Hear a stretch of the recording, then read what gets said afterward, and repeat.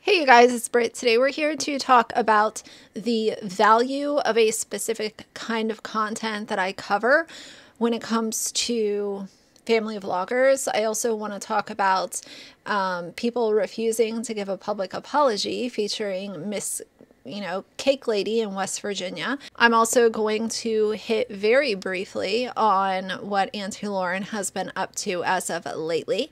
And there might be something else, but we'll see. But if you're interested, please keep watching.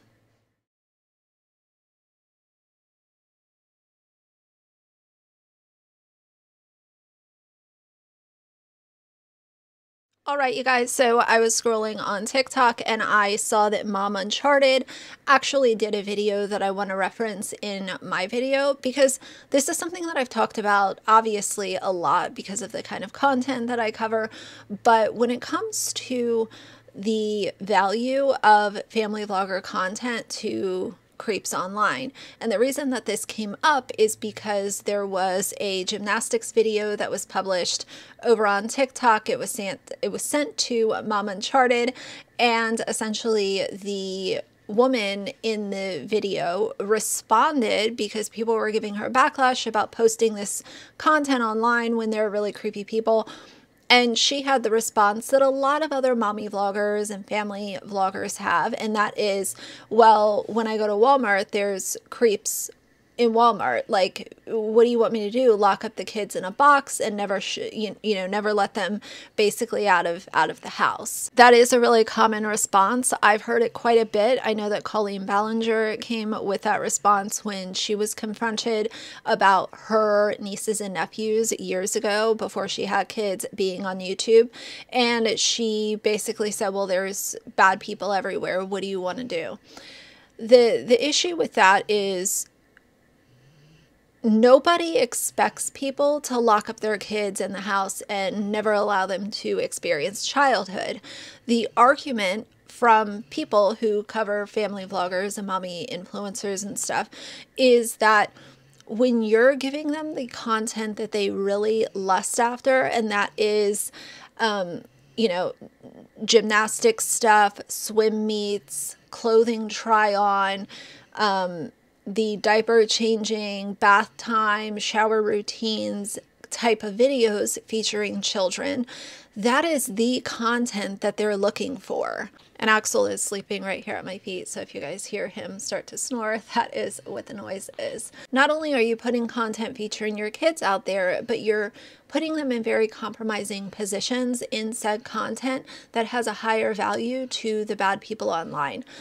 So if we're going to create a scale from 0 to 10, a, kid being shown playing at the park might be a 0 to a 2, but showing them in the swimming pool is a 9 or a 10. Showing them in the bath is a 9 or a 10. So there is a scale to it, and nobody is saying don't ever show your kids, because I get it. Like, being a parent is something to be really proud of, and you want to share photos sometimes. But it's the line of what should remain private and what is safe to put out there. I know that some people have the stance, well, nothing should be put out there. I try to look at it in like a case-by-case scenario just to be fair. And I don't think that saying never post your kids is really a sane way to go about it. But I do think that keeping the bathing suit stuff and filming other children and putting that on your channel, putting the bath time, diaper changes, all of that kind of stuff is a no-go for me. And that's why I talk about it so often. I am, I'm passionate about a lot of different things. I obviously cover a wide range of subjects on my channel. When it comes to the movement of sharenting and building your name by showing your children and kind of building channels off the backs of your kids, I am really passionate about that, and that's why it's such a common topic on my channel. I was recently tagged in a video from a mom and a gymnastics coach who had a video go viral of her coaching a young gymnast and offering some really great advice as it relates to, spotting and grooming within the gymnastics community. One of the comments from that original video is this: "This is great info, but maybe we could not show a child doing gymnastics while giving this info because creeps will save it." She then offered this response, and again, please don't send any hate or anything like this. I want this to be informative and educational.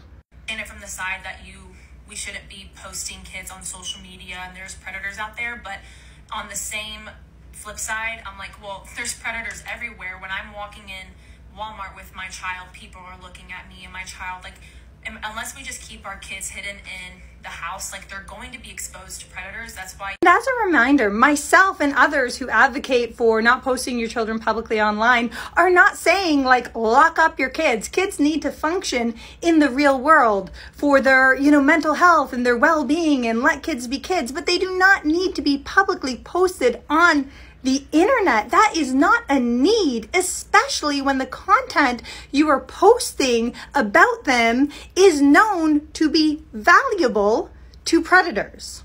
And to show that it is a fact, gymnastics content of little girls is more valuable to these people, I'll just show you the views. So at the top, you will see the video that has almost 800,000 views of a little girl doing gymnastics, and in this video she's bending, she's flipping, she's wearing a leotard, extremely valuable to predators online. And the rest of the videos have a lot lower views. Here's another screenshot of a page just to show that, I'm not picking and choosing. These are the average amount of views that page gets. Over here you can see the likes and the saves and the shares. Proceeds to say that we can't control the bad people, and we can't control the bad people, but we can control the content we are publicly posting of our children and children within our care. And to reiterate, do not send any hate or bullying towards this woman. She is offering some great advice in regard to, consent and grooming within the gymnastics community, to which I used to be part of. So I commend her for that. But there is a way to offer this great information without compromising the digital safety of the children under your care. Next, I want to talk for just a minute about the baker in West Virginia. I've been covering sporadically Miss Kylie Rae, and she went on a podcast recently and said that people expect an apology, and she's not going to give an apology. Move on from that. I think what people want from me is a public apology, and it's not going to happen for me. I'm just going to be honest with you. Me and the customer's interaction is over. I don't feel like I have to justify that to the world. But would I recommend that for my students? No, I would not. So you said, so just one question. So you said you feel what people want from you is a public apology. Yes. And although you've handled it and you've spoken to your client about it, what is wrong with apologizing? Or because some people say even PR people have came and spoken out, and even if I were to do it from a PR aspect, I would definitely recommend one of my students. I would say, hey, apologize, be transparent, authentic, because it's a learning lesson, and we all learn. Sure. But you're very adamant in it. You're like, no, I'm not Why is it? Do you feel you're not apologizing because you still don't regret your decision? Or do you feel an apology would be like you're apologizing to that customer versus just apologizing as a business owner and just standing in front of it? Right. So I think where I stand on it is what am I sorry for? At the end of the day, I don't feel sorry with how I handled the customer interaction privately. I am sorry for how I handled making the TikTok, but I don't feel my TikTok is not for my business. It's my personal page. Even as a business owner, I'm still a human and I'm still a person. And I I don't know what I would be apologizing for if I made a video apologizing to, you know, the universe. Like, what am I apologizing for, making a TikTok, or how I handled my business? Because I'm not ashamed of the way that I handled the customer interaction. Could it have been handled differently? Yes. Am I sorry for it? No. What I want to say about this is why the ego? I realize that, okay, you've talked to the customer and supposedly people are supposed to take your word at face value when it comes to that. But you also made fun of the people who were giving commentary, and you called everyone haters, and you said, look at some of y'all, basically insinuating that it was just a bunch of ugly trolls who had nothing better to do with their lives. So they were talking about your mistake that you made public. You're the one that put the videos out for people to react to, and that's what the internet does. Since you guys just love to talk about me and make viral videos about me, honestly, it's very funny to me. I'm not offended by your guys' comments, because honestly, I mean, look at some of you. It's pointless, your time and effort. Anyway, there's now a viral video going around about how I use other people's work. And that's not true. I host cake decorating classes in my hometown, and I've done this for years. And I use inspiration photos as to what we will be creating during this class. My customers are well aware of this, and it's honestly just so funny. Y'all try to reach so hard. I have worked extremely hard to get where I am, and just the fact that you guys that have nothing going on with your life and yourself have so much to say about a situation that you don't know the full backstory on. I would, just keep my mouth shut, because it's not doing anything. So her ego, her attitude, I think, is super unattractive, and she might be able to stay in business because people in her town, that might be the only bakery in like a 50-mile radius that does custom work.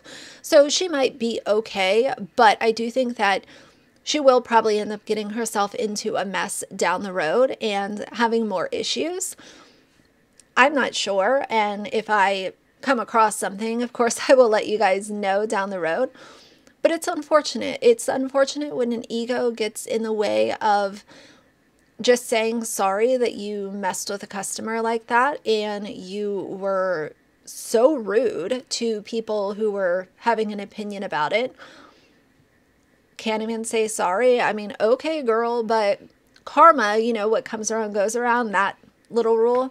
So go ahead with your attitude, but I would, I don't know.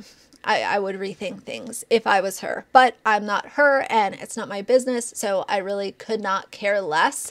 But from the get-go, I said an apology and a refund very quickly would have saved a lot of what ended up unfolding. One other thing that I want to address before I move on to the Aunty Lauren thing is that there were some comments over the last couple of months, so it hasn't been super recent, but on my AllinwithAri videos, I have seen a couple of comments sporadically mentioning that essentially because of my content and my videos, Ronnie, Ari, whatever, left YouTube, and it was essentially because of me. I want to give my opinion about that, because since the comments were on my channel, and I did cover her for a while, but I just felt like at a certain point in time there wasn't anything else to say, and she did abandon her channel. I don't think that I single-handedly canceled Ronnie. I think what ended up happening was she had just had enough of the criticism, and in between the massive amount of criticism that she was receiving in comments every single time she uploaded a video, as well as not wanting to openly talk about the documents that were uncovered and all of the things that people had discovered about her, she decided that the better choice would be to vacate YouTube and abandon her channel. And if I, did I have a part in that? Possibly. But as I always do, my channel exists to give you guys an outlet, because a lot of times with YouTubers, if you give your opinion, even if it's fair and you don't name call or anything like that, your comment's deleted, and you know, there's just no place to like vent your frustrations for these people that sometimes you've been watching for 6 months, a year, 2 years, 5 years, or even more. So that's kind of what commentary channels are. They are to have an open dialogue and have a conversation about public figures and internet culture. So I don't think that I single-handedly did anything to Ronnie, but I do think that she was left with a couple of options, and she chose to go ahead and abandon her channel and move away from YouTube. Maybe she'll come back. I have no clue. I don't wish ill will on anyone that I discuss here on my channel, and I hope that she made the decision that was best for her, and maybe she even walked away with a couple of lessons. I don't know if we'll ever know that for certain, but I do hope that she's okay. I just think that she had a really great opportunity and kind of flushed it all down the toilet like several other people have done. Now, the last thing I'm going to talk about here is Aunty Lauren. Aunty Lauren is making content about me. She is insinuating that I fabricate things, and I know why Aunty Lauren has been so upset with me, because that video when one of the Dougherty kids spouted out something in a vlog, I shared my interpretation of it, as well as many other people had the same opinion that I did. And I heard what I heard. I shared my opinion about it. We moved on. Many people agreed. Some people didn't, which is fine. But it might be like the Yanni and Laurel thing. I'm not sure, but I am an opinion-based commentary channel. I'm not here to say that this is the only way that this could happen. I, like a lot of other people, take in content, share my opinions, my interpretation of said content, and deliver a video on it and keep it moving. I am not here to harm Lauren. I am not here to wish harm on her. Do I think that she is a weirdo? I do, and the content speaks for itself. That is my opinion that I am allowed to have. I didn't just pull that opinion from the, center of the sky and decide that this person, I'm just going to think that they are weird. I think that she has done several weird things publicly regarding the Dougherty Dozen, and I don't have to like her. People don't have to like me, and I don't have to like them. That's just the way that being an adult operates. So, Lauren, I am not fabricating. I don't lie. I don't need to lie. I've never told any lie on my channel. I don't lie in videos. I simply share my opinions, sometimes not popular ones that people don't agree with, but all that I can do is share my interpretation, my opinions, and my feelings about things that are happening on the internet. Aunty Lauren is definitely in her feelings. She has dipped into her, side pocket and picked out her feelings and decided to spread them all over her own YouTube channel. Now, in between me and Dad Challenge podcast, Lauren certainly has a couple of people that she has her finger pointed at, and that's fine. I make content publicly. If she wants to make content publicly, that's totally fine. I don't need to like her. She doesn't need to like me. I am allowed to have the opinion that I think that she has moved very weird, and in my opinion, she is a weirdo, and that's just the way that it is. It's not super complicated. It's just an opinion.